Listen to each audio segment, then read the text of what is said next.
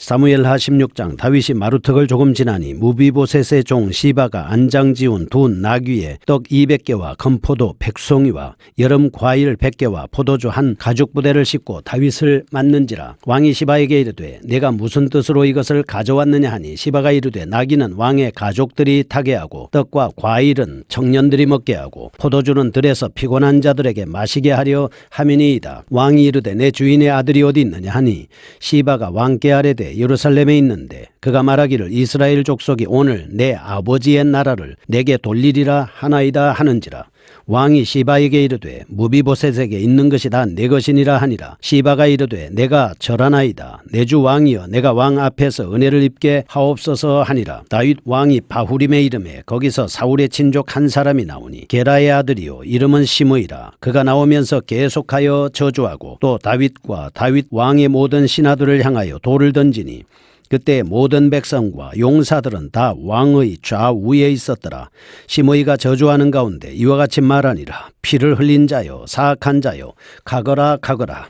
사울의 족속의 모든 피를 여호와께서 내게로 돌리셨도다. 그를 이어서 내가 왕이 되었으나 여호와께서 나라를 네 아들 압살롬의 손에 넘기셨도다. 보라 너는 피를 흘린 자이므로 화를 자초하였느니라 하는지라. 스루야의 아들 아비새가 왕께 여짜오되 이 죽은 개가 어찌 내 주 왕을 저주하리이까. 청하건대 내가 건너가서 그의 머리를 베게 하소서 하니 왕이 이르되 스루야의 아들들아 내가 너희와 무슨 상관이 있느냐. 그가 저주하는 것은 여호와께서 그에게 다윗을 저주하라 하심이니 네가 어찌 그리하였느냐 할 자가 누구였느냐 하고 또 다윗이 아비새와 모든 신하들에게 이르되 내 몸에서 난 아들도 내 생명을 해하려 하거든 하물며 이 베냐민 사람이랴. 여호와께서 그에게 명령하신 것이니 그가 저주하게 버려두라. 혹시 여호와께서 나의 형통함을 감찰하시니니 오늘 그 저주 때문에 여호와께서 선으로 내게 갚아주시리라. 다윗과 그의 추종자들이 길을 갈 때에 시므이는 산비탈로 따라가면서 저주하고 그를 향하여 돌을 던지며 먼지를 날리더라. 왕과 그와 함께 있는 백성들이 다 피곤하여 한 곳에 이르러 거기서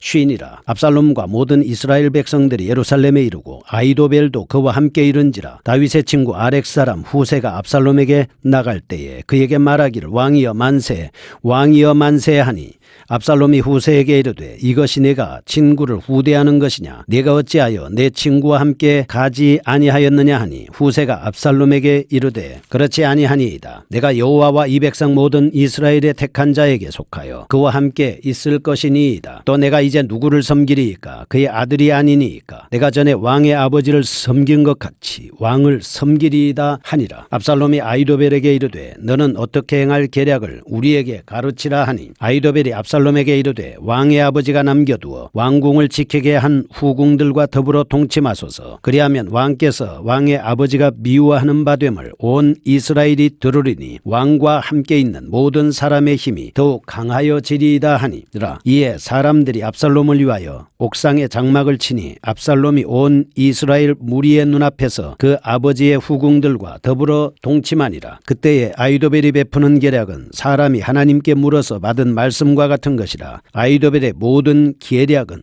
다윗에게나 압살롬에게나 그와 같이 여겨졌더라. 사무엘하 16장입니다.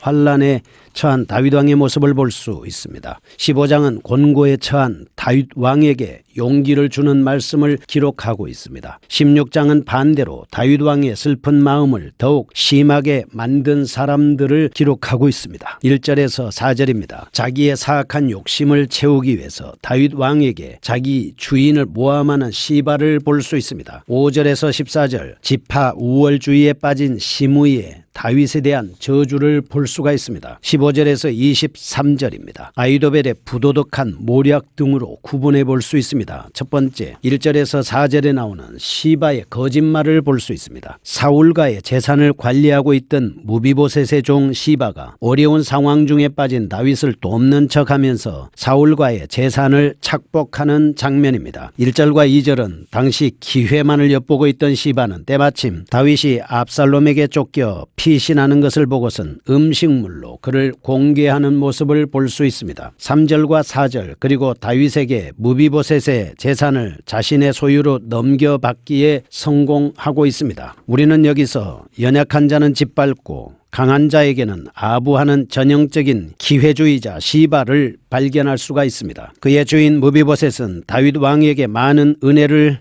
입은 사람이었습니다. 따라서 무비보셋은 곤경 중에 처한 자기의 은인 다윗 왕을 위로하고 그의 고난을 동참하기 위해 그에게 달려가려 했습니다. 그러나 시바는 절뚝발이 무비보셋이 스스로 나귀의 안장을 지울 수 없으므로 알고 그를 따돌리고 혼자 다윗 왕에게 많은 음식을 갖다 바쳤던 것입니다. 뿐만 아니라 시바는 3절과 4절에서 아버지와 아들이 왕 위를 놓고 대립하고 있는 와중에 무비보셋이 왕이 찬탈에 대한 음모를 꾸미고 있다고 거짓 증거를 했습니다. 가뜩이나 괴로운 다윗 왕의 마음에 고통을 가중시키는 것입니다. 한편 시바가 쫓기는 다윗 왕에게 음식물을 공개한 것으로 보아 그는 압살롬의 반란이 결국 실패할 것이며 다윗 왕이 복귀하게 될 것을 예견하고 있었던 것 같습니다. 우리는 이런 사실을 통해서 첫 번째, 악인에게도 미래를 내다보는 성견지명이 있을 수 있다라고 하는 것입니다. 악한 사람일지라도 악한 일에 잔머리를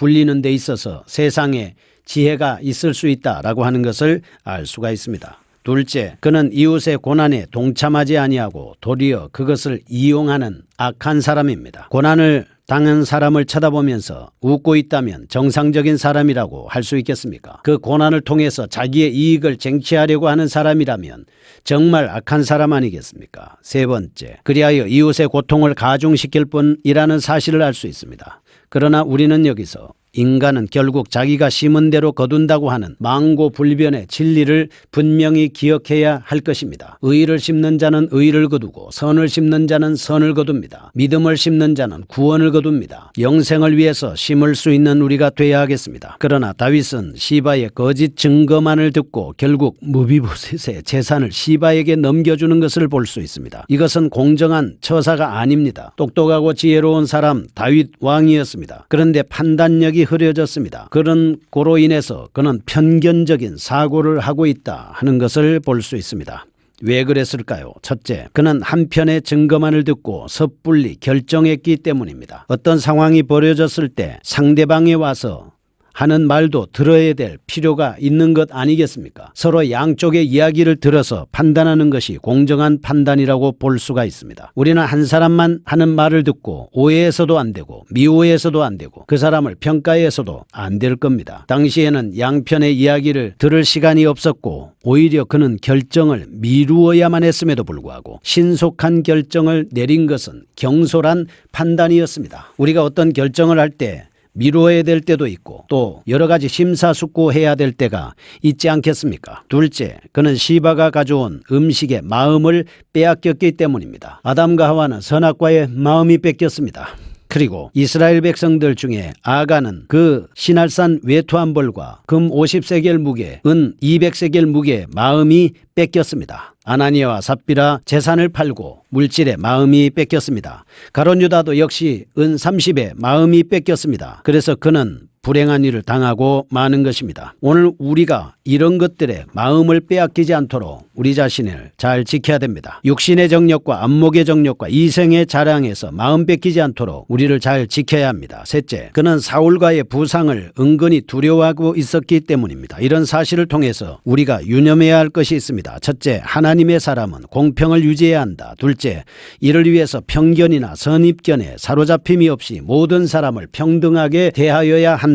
지도자는 특히 그렇지 않습니까? 셋째, 뇌물을 경계해야 한다. 뇌물은 사람의 눈을 어둡게 합니다. 네 번째, 인간에 대한 두려움을 떨쳐버려야 한다라고 하는 것입니다. 두 번째입니다. 5절에서 14절 시므이의 저주를 봅니다. 5절에서 8절 피난길에서 다윗의 두 번째 곤경으로 극단적인 혈통주의자 시므이가 다윗에 대한 독한 저주를 퍼붓고 있는 장면입니다. 9절에서 14절 다윗의 군장 중 하나인 아비새가 시므이를 죽이기를 청하나 다윗은 아비새의 후세의 청을 거절하고 묵묵히 자신의 길을 계속 갈 뿐이었습니다. 우리는 이러한 본문에서 편협한 사상에 사로잡힌 한 인간의 편벽한 만용과 그의 악독한 저주를 믿음으로 잘 받아넘기는 위대한 신앙인의 성숙한 인격을 발견할 수 있습니다. 다윗 왕이 베냐민 지파의 땅인 바후림에 이르렀을 때 입에 담을 수조차 없는 악독한 저주를 퍼붓는 시므이가 나타났습니다. 그는 베냐민 지파고 그리고 사울 왕의 친척이었습니다. 그는 자기 가문에 대한 지나친 자부심을 가진 자였습니다. 그래서 자기 지파와 자기 혈통에서 난 사람이 이스라엘을 다스려야 한다고 믿었습니다. 그리하여 그는 유다 지파 출신인 다윗이 이스라엘의 왕됨을 시기하고 있었습니다. 그래서 도망하는 피난길에 오르자 그는 기다렸다는 듯이 잔인하고 근거 없는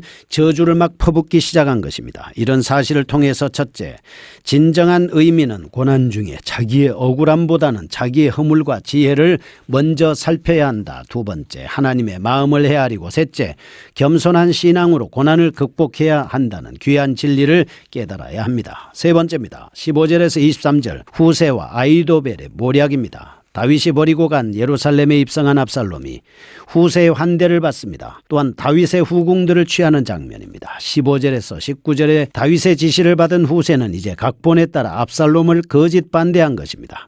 20에서 23절 그리고 압살롬은 예루살렘을 장악한 시점에서 아히도벨의 조언을 구하고 그 조언에 따라서 다윗의 후궁들을 취하는 장면을 볼 수 있습니다. 우리는 이러한 말씀에서 후세에게 속임을 당하는 압살롬을 발견할 수 있습니다. 물론 예루살렘 성에 피 한 방울 흘리지 않고 들어온 압살롬은 자기에게 환호하는 후세를 일단 의심합니다. 16절 17절 후세는 다윗 왕의 고문이었을 뿐 아니라 다윗 왕과는 막연한 친구 사이였고 18절에서 19절 압살롬은 승리감에 도취되어 결국 후세의 그럴듯한 충성의 서약을 믿어버리고 맙니다. 17장에서 18장 그런데 그가 후세를 믿은 것은 그의 결정적인 실수였고 장차 후세의 활약으로 말미암아 그는 비참한 최후를 맞이할 수밖에 없었습니다. 우리는 여기서 남을 속여 출세하는 자는 결국 자기도 남에게 속아 패망한다는 사실과 거짓을 일삼는 자와 영화를 누릴 때 하나님의 공의로운 심판의 섭리가 시작된다는 사실을 알 수 있습니다. 따라서 성도는 거짓으로 많은 재물과 명예를 얻는 것보다 진실된 삶으로 적은 재물과 명예를 얻는 것이 더 복된 것임을 알고 우리는 이 같은 삶을 살아야 할 것입니다. 본문에서 아히도벨은 압살롬에게 나단 선지자의 예언을 성취하는 속전속결의 끔찍한 모략을 베풉니다. 20에서 23절 그것은 곧 압살롬으로 하여금 백주대 낮에 신하들이 보는 앞에서 다윗 왕의 10명의 후궁들과 동침하게 하는 것입니다. 이러한 모략의 목적은 첫째, 압살롬의 왕권의 가시화, 둘째, 다윗 왕을 배반하고 압살롬을 지지하는 반역자들의 사기양양, 셋째, 아히도벨 자신의 개인적인 원한의 안갚음 등이 있습니다. 이스라엘이 뛰어난 모사 아히도벨의 이 같은 치밀한 활약에도 불구하고 18장에서 압살롬의 정권은 파멸합니다. 첫째, 하나님의 예언의 말씀은 반드시 성취된다. 둘째, 하나님을 대적하는 어떤 무리도 결국 패망하게 된다는 사실을 알 수 있습니다. 첫째, 인내는 하나님의 성품 중 하나다. 둘째, 인내는 하나님께서 약속하신 복을 받는 길이다. 셋째, 인내는 하나님의 뜻을 이루는 귀한 덕목이다. 넷째, 인간은 최종 심판자가 아니기 때문에 인내해야 한다. 다섯째, 인내는 성령의 열매다 하는 것을 알 수가 있습니다. 거룩하신 하나님 아버지, 우리가 어떤 경우가 있더라도 겸손하게 판단하고 인내하는 자세로 살게 하여 주옵소서. 예수님의 이름으로 기도합니다.